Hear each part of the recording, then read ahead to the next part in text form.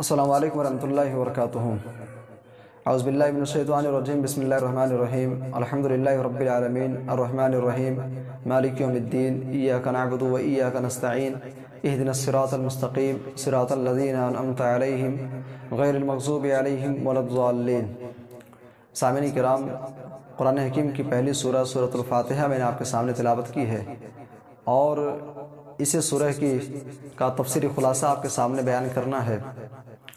پہلے سورت کا نام جان لیں۔ اس سورت کا نام سورۃ الفاتحہ ہے۔ فتحون کا مطلب ہوتا ہے کھولنا، آغاز کرنا۔ چونکہ قرآن حکیم کی شروعات، کتاب کی شروعات یہیں سے ہو رہی ہے، اس لیے اس کا نام سورۃ الفاتحہ ہے۔ اس سورت کا ایک نام ہے السبع المثانی، یعنی 7 بار بار پڑھی جانے والی آیتیں، دہرائی جانے والی آیتیں ہیں۔ تو چونکہ آیت کریمہ 7 آیات، 27 کلمات اور 140 حروف پر مشتمل ہے، اس لیے اس کا نام السبع المثانی ہے۔ اور اسی طریقے سے اس کا ایک نام ام الکتاب ہے، ام القرآن بھی ہے۔ ام کا مطلب ہوتا ہے اصل، جڑ، نچوڑ، خلاصہ۔ چونکہ پورے قرآن حکیم کا اگر مطالعہ کیا جائے، قرآن حکیم میں اللہ تبارک و تعالیٰ نے 6 چیزوں کا تذکرہ کیا ہے: توحید کا، رسالت کا، قیامت کا، احکام کا، یعنی کون سی چیز جائز ہے، کون ناجائز ہے، کون حلال ہے، کون حرام ہے، اور اس کے بعد پھر اچھے لوگوں کا اور برے لوگوں کا۔ انہی 6 چیزوں کے حوالے سے گفتگو کی گئی ہے، اور یہ 6 باتیں اس سورہ کریمہ کے اندر موجود ہیں۔ اللہ نے فرمایا کہ الحمدللہ رب العالمین الرحمن الرحیم۔ اس کے اندر اللہ نے توحید کا ذکر کیا۔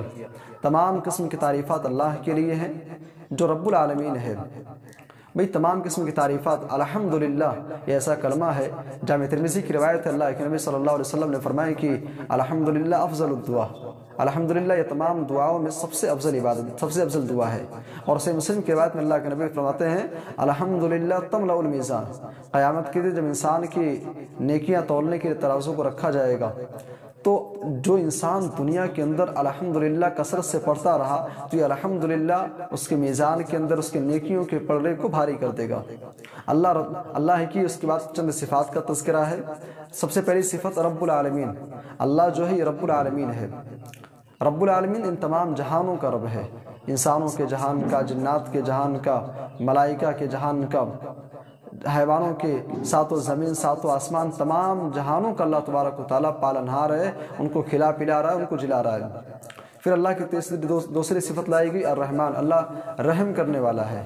رحم اللہ تبارک و تعالیٰ کی صفت رحمت اس دنیا کے اندر تمام انسانوں کے لیے عام ہے، چھوٹا ہو، بڑا ہو، امیر ہو، غریب ہو، اللہ کو ماننے والا ہو، اللہ کو نہ ماننے والا ہو۔ اس لیے آپ دیکھتے ہیں ایک شخص اللہ کی بھرپور عبادت کرتا ہے، اللہ اسے کھلا رہا ہے، اور ایک انسان اللہ سے بغاوت کر رہا ہے، اللہ کو نہیں مانتا ہے، پھر بھی اللہ اسے دے رہا ہے۔ تو صفت رحمت جو اللہ کی ہے یہ دنیا کے اندر تمام انسانوں کے لیے عام ہے۔ اور قیامت کے دن رحیم، اللہ کی صفت رحمت جو ہے یہ ایمان والوں کے ساتھ خاص ہوگی، جیسا کہ اللہ تبارک و تعالیٰ نے سورہ اعراف کے اندر اس کی وضاحت کر دی۔ فرمایا فَسَأَكْتُبُهَا لِلَّذِينَ يَتَّقُونَ وَيُؤْتُونَ الزَّكَاةَ وَهُمْ بِآيَاتِنَا يُؤْمِنُونَ۔ اللہ نے فرمایا کہ قریب ایسا دن آنے والا ہے کہ ہم خاص کر دیں گے صفت رحمت کو کن کے لیے؟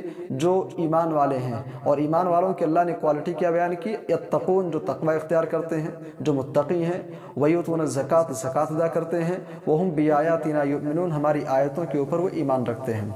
تو اللہ کی صفت رحمت دنیا کے اندر سب کے لیے ہے، عام ہے، اور قیامت کے دن ایمان والوں کے ساتھ خاص ہوگی۔ اب جب اللہ تبارک و تعالیٰ تمام قسم کی تعریفات کا مستحق ہے، تمام جہانوں کا وہ رب ہے، صفت رحمت سے وہ متصف ہے، میرے بھائی، تب تو پھر مناسب ہی معلوم ہوتا ہے کہ اللہ ہی کو اپنا سب کچھ مانا جائے، اللہ ہی کی عبادت، اللہ ہی کو ایک تسلیم کیا جائے۔ الحمدللہ رب العالمین الرحمن الرحیم۔ اس کے بعد اللہ نے فرمایا کہ مالک یوم الدین، اللہ نے قیامت کا تذکرہ کیا کہ اللہ قیامت کے دن کا، فیصلے کے دن کا مالک ہے۔ قیامت کا دن ہوگا، اللہ تبارک و تعالیٰ اپنے عرش پر جلوہ گر ہوگا، اور انسانیت کو خطاب کرتے ہوئے کہے گا لمن الملک اليوم، آج بادشاہت کس کی ہے؟ آج کون حاکم ہے؟ این الجبارون این المتکبرون، گھمنڈ کرنے والے کہاں ہیں؟ تکبر کرنے والے کہاں ہیں؟ دنیا کے بادشاہ، دنیا کے حکمران کہاں ہیں؟ پھر اس کے بعد اللہ تبارک و تعالیٰ خود ہی کہے گا للہ الواحد القہار، آج بادشاہت صرف اور صرف ایک اللہ کی ہے، آج بادشاہت واحد قہار کی ہے۔ تو اللہ نے یہاں پہ قیامت کا تذکرہ کیا۔ اس کے بعد اللہ نے ایاک نعبد و ایاک نستعین احکام کا تذکرہ کیا کہ عبادت صرف اللہ ہی کی ہونی چاہیے اور مدد بھی اسی سے طلب کرنا چاہیے۔ ہم دعا کرتے ہیں ایاک نعبد و ایاک نستعین، اے اللہ ہم تیری ہی عبادت کرتے ہیں اور تجھ ہی سے مدد طلب کرتے ہیں۔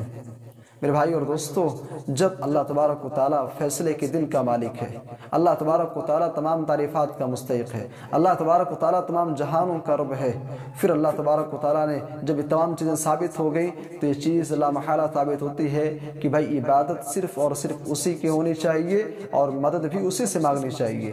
اور عبادت کسے کہتے ہیں؟ بھائی جب عبادت کا لفظ بولا جاتا ہے تو ہمارے ذہن و دماغ میں نماز کا تذکرہ آتا ہے، روزے کا تذکرہ آتا ہے، تلاوت قرآن کا ذکر آتا ہے۔ میرے بھائی صرف نماز، روزے اور تلاوت قرآن کا نام عبادت نہیں ہے۔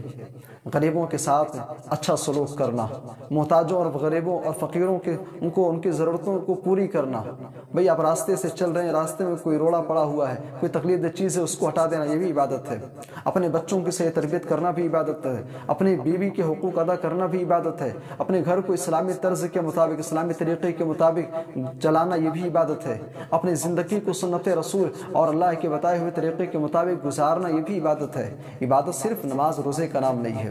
تو اللہ نے احکام کا تذکرہ کیا، اہدنا الصراط المستقیم، اللہ نے پھر رسالت کا تذکرہ کیا۔ ہم دعا کرتے ہیں کہ اللہ تو ہمیں صراط مستقیم کی ہدایت دے۔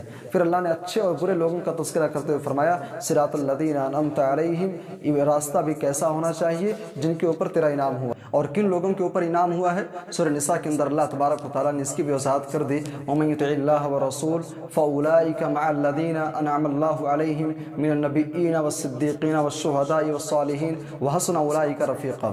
اللہ نے فرمایا کہ جس نے اللہ کی اطاعت کی، جس نے رسول کی اطاعت کی، تو ایسا انسان یہ انبیاء کے ساتھ ہوگا، ایسے لوگوں کے ساتھ ہوگا جن کے اوپر اللہ نے انعام کیا ہے، انبیاء کے ساتھ ہوگا، نیک لوگوں کے ساتھ ہوگا، شہداء کے ساتھ ہوگا، اور یہ سب سے بہترین ساتھی ہیں۔ معلوم یہ ہوا کہ اگر آپ کو صراط مستقیم پر چلنا ہے، اس راستے پر چلنا ہے جن کے اوپر اللہ تبارک و تعالیٰ نے انعام کیا ہے، تو اس کے لیے دو کام کرنا پڑے گا، اللہ کی اطاعت اور رسول کی اطاعت۔ اور آخری چھٹی بات اللہ نے بیان کیا غیر المغضوب علیہم ولا الضالین، اللہ نے برے لوگوں کا تذکرہ کیا کہ اللہ تو ہمیں اس راستے پر مت چلا جن کے اوپر تیرا غضب نازل ہوا، اور ایسے لوگوں کے راستے پر مت چلا جو ضالین ہیں۔ مغضوب علیہ سے مراد یہود ہیں، یہودیوں کے پاس اللہ تبارک و تعالیٰ نے علم عطا کیا، ان کے پاس علم تھا لیکن عمل نہ کرنے کی وجہ سے ان کے اوپر اللہ کا غضب نازل ہوا۔ اور ضالین سے مراد نصارہ ہیں، عیسائی ہیں، ان کے پاس نہ تو علم تھا اور نہ ہی عمل، اس لیے وہ ضالوں کے گمراہ ہو گئے۔ تو ان 6 باتوں کا اللہ تبارک و تعالیٰ نے اس سورت کے اندر ذکر کیا ہے۔ یہ سورۃ الفاتحہ کا تفسیری خلاصہ جو میں نے آپ کے سامنے بیان کیا۔ اللہ تبارک و تعالیٰ تو ہمیں فہم قرآن کی توفیق عطا فرما، آمین، تقبل یا رب العالمین۔ السلام